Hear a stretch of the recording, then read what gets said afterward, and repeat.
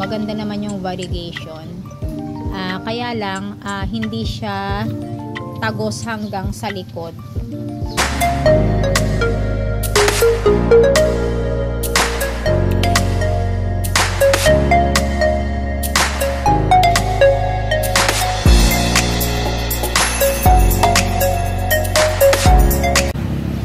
Hi guys, good morning and welcome back to my channel.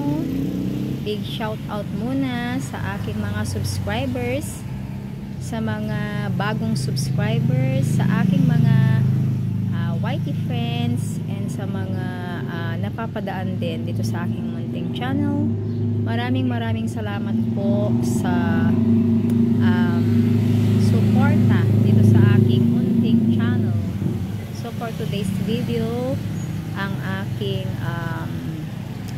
i-feature naman ngayon ay i-update ko lang kayo guys sa mga pinutulan kong mga plants, yung aking PPP, ang aking Thai Sunrise, and yung aking Syngonium Frosted Heart.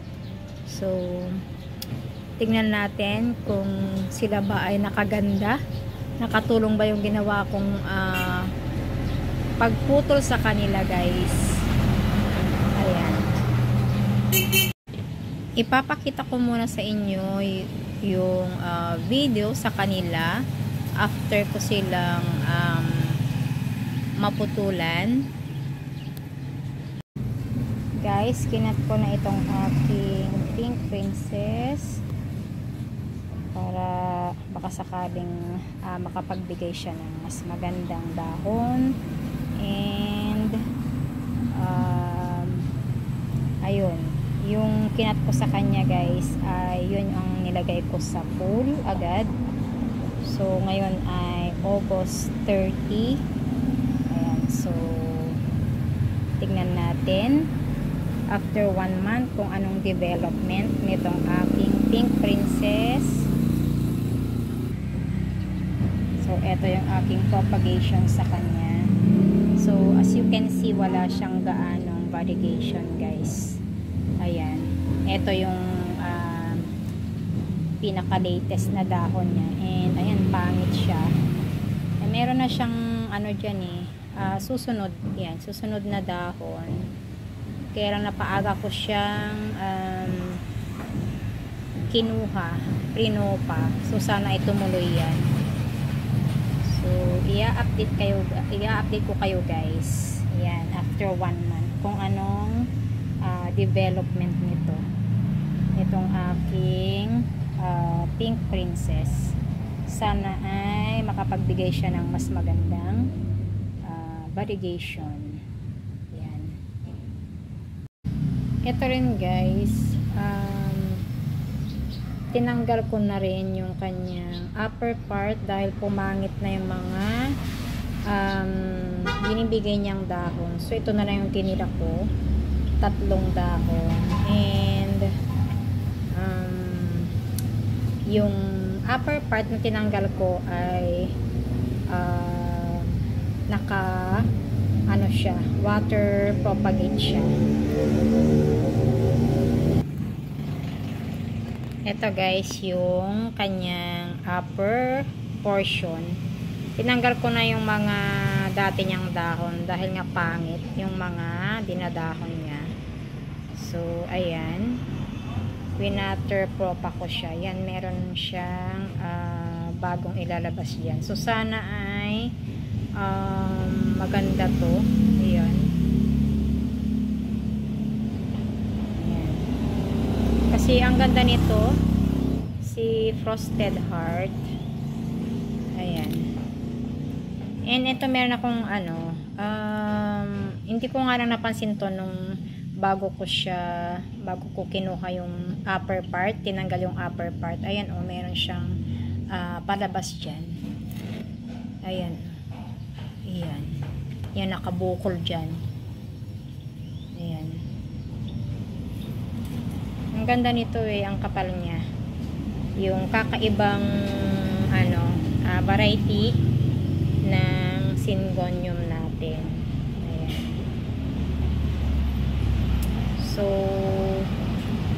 i-update ko kayo guys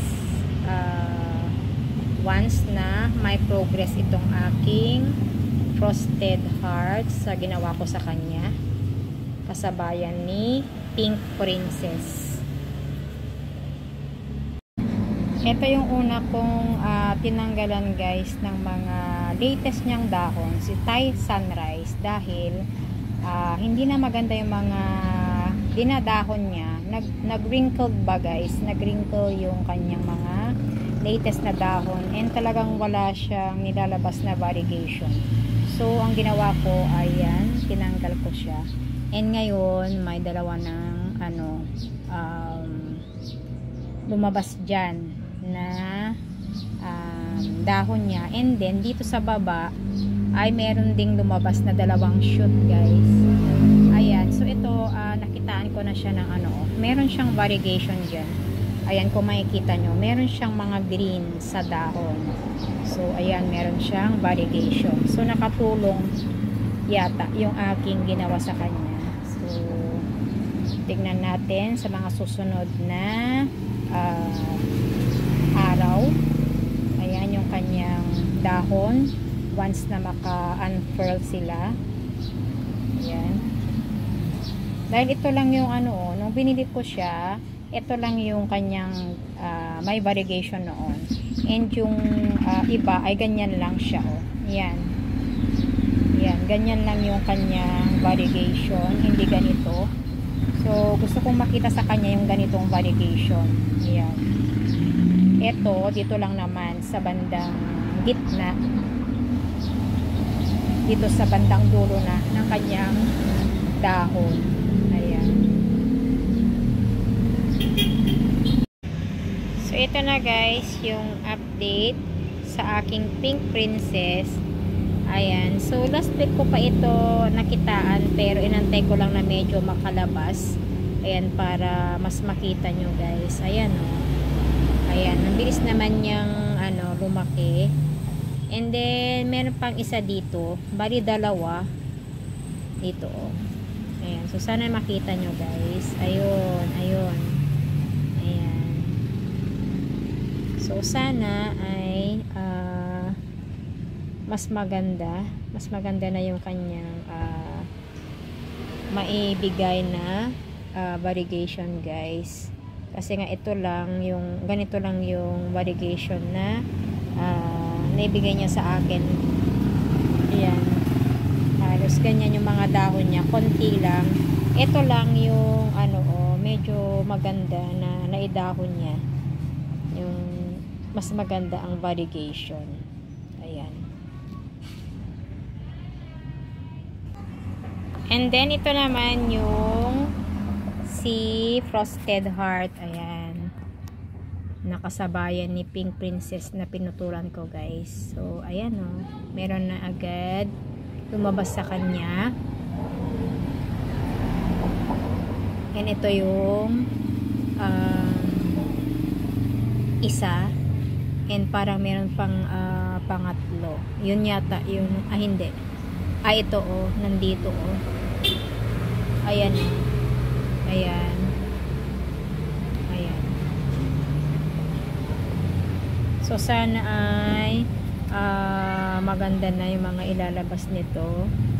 Kasi parang yung mga latest ngang nilabas niya ay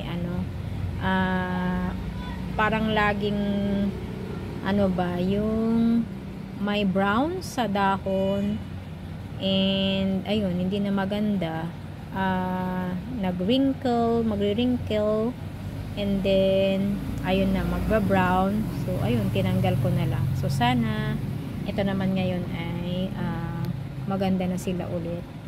Parang itong mga natira niyang dahon. Ayan. So bago ko ipakita guys yung latest update sa aking pinutulang mga plants, gusto ko ring i-share sa inyo itong dalawang plants ko na nakapagbigay na rin ng dahon after 2 months yung isang isang halaman ko. Nakapagbigay na rin ng bagong dahon. Ayan, so matagal rin yung 2 buwan guys bago siya nakapaglabas ng bagong dahon. And then yung isa naman ay bumalik naman yung ganda ng kanyang dahon. Ayan guys, tignan nyo itong aking neglected plant dito na Syngonium. Ayan, naglabas siya ng magandang dahon guys. Ayan yan, lumabas ulit yung kanyang kulay pink dito sa kanyang dahon. Ayan, so gumapang na siya dito sa may poste ng aming gate. Ayan and meron pa siyang maliit dito na isa. Ayan, so ang haba na nito, ang haba na ng mga ugat niya. So ipapakita ko yung kanyang puno guys. So ayan yung kanyang pot. So yan, kung makikita nyo, wala nang dahon dyan sa bandang baba. So yun na lang yung kanyang dahon sa bandang taas na lang. So ito yung sinasabi kong ugat niya, ang haba-haba na ayan, haba-haba na. So aayusin ko to na Syngonium ko. Dito ko na lang siguro i-cut na banda. Ayan, kukunin ko yan. Dito ko siya i-cut. Ayan dahil mahaba naman yung kanyang mga ugat. Ayan, para mas lalo siyang gumanda ulit. Ayan. Pero maganda rin siya dyan sa kanyang pwesto, diba guys?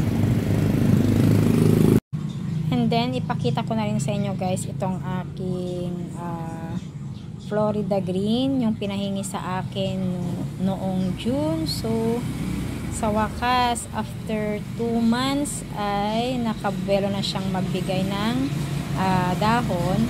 So nung pinahingi sa akin guys ay 3 dahon yan, and may isang pa-unfurl na dahon, kaya lang ito hindi tumuloy. Ayan, may bago ng tubo pero ito hindi pa rin nag-unfurl. Ewan ko kung tutuloy pa ito. And then yung isa ay natanggal ko na dahil nanilaw na siya. So ito yung mga dati niyang dahon, mas malalaki. Ayan, compared dito sa mga bago niyang dahon na yun. Pero at least okay naman yung size para sa akin. So ayan, naka-2 dahon na siya. Ito yung una and ito na yung pangalawa. Hindi pa siya totally unfurled, pero ayan, napakaganda. Ayan, so ito lang yung regular na Florida. Ayan, so dream ko din guys yung Florida Beauty. So sana ay maka-acquire din ako noon soon. Ayan, kapag merong medyo kapag medyo mura na dito sa amin. Ayan, so ito pa lang, kahit green lang siya ay napakaganda nitong bago niyang dahon. Ayan, so ito na ngayon ang itsura ng aking PPP na mother plant. Ayan, so yung sa video ay pa lang siya, parang butil pa lang siya. So ito na yun. Ayan, so yan yung nilabas niyang dahon, pero ayan, ganun pa rin yung kanyang walang masyadong variegation na nilabas. Parang dito lang siya dito sa lining niya, yan lang banda, and konting pink din dito. Ayan, sa right side. And yung isa ay hindi pa nakalabas. Bali 2 yan andito pa, hindi pa siya nakabuelo. Ito pa lang yung lumabas, nag-unfurl na dahon niya. Medyo maliit siya guys. Maganda sana. Maganda yung kanyang dahon. Hindi siya yung parang ano ba, kumulubot. Ganon. Kaya lang wala siyang anong variegation. Ayan. So, hindi pa rin ganun kaganda. Hindi kagandahan pa rin yung variegation na nilabas niya. Pero ito, yung pinutol ko sa kanya guys, yung upper part, ay ito yung nilabas niyang dahon. Ayan. So, maganda naman yung variegation. Kaya lang, hindi siya tagos hanggang sa likod. Ayan oh, hindi siya tagos. Ayan. Ito lang sa kanyang surface. Ayan. Pero at least, maganda naman yung variegation. Kaya lang, hindi ganun ka-perfect yung dahon niya. Meron siyang ganyan guys oh. Ayan. So at least mas maganda naman kaysa dun kay yung lumabas sa kanyang mother plant. Ayan. And ito yung pangalawang halaman natin, si Thai Sunrise. So hindi pa rin maganda guys yung mga nilabas niyang latest na dahon, kaya tinanggal ko ulit. Hindi ko na nga lang siya na document. Yung sinasabi kong nakita kong green noong medyo maliit pa, tangkay pala yun guys, hindi mismo yung dahon. Kaya hindi pa rin maganda yung mga dahon niya. Parang ito oh, ayan, pangit pa rin. Ewan ko kung magiging okay to, pero parang wala na namang variegation na ilalabas. So sana naman sa mga susunod na mga dahon niya ay magkaroon na rin ng variegation. Ito pa lang yung naibigay niya sa akin na dahon niya na may konting variegation. So yung iba ay pure lang, yellow. Ayan, walang variegation. And then ang panghuli ay itong si Frosted Heart.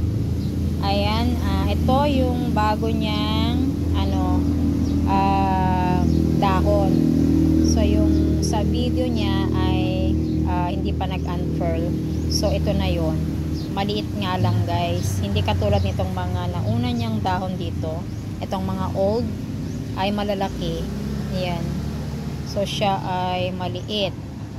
So sana itong susunod na dahon niya, yan, sana ay mas malaki naman yan guys, katulad nito, para mas maganda. Ayan. So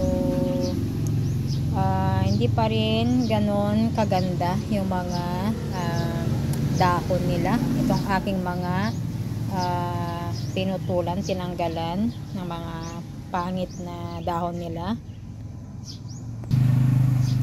Kasi nga dito sa area nila guys ay hindi ganon kaganda. Medyo mainit. So nakukulangan sila talaga sa yung natatanggap pa na lamig, ganon. Hindi maganda yung weather condition dito sa aking munting hardin, dahil nga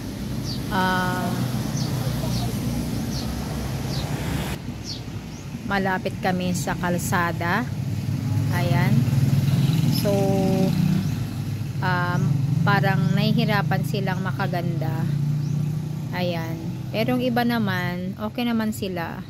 Mga iba kong halaman, malalago naman sila. Pero karamihan talaga sa kanila ay hindi sila makaganda. Ayan. Pero at least naman nagtatribe naman sila. Hindi nga lang ganon kaganda yung mga dahon nila. So siguro ngayong palamig na ay makabawi sana sila. Ayan, buti nga sa ibang lugar ay maganda yung mga halaman nila dahil maganda ang location nila. High humidity yung natatanggap nila. Ayan, kaya maganda sila, magandang mga tubo nila. So, ayan lang guys yung aking na-share ngayong araw. I hope ay nagustuhan nyo guys. And kung bago ka lang dito sa aking munting channel, please like and subscribe. At pakiclick na rin ang notification bell para lagi kang updated every time na may bago akong upload. Thank you for watching.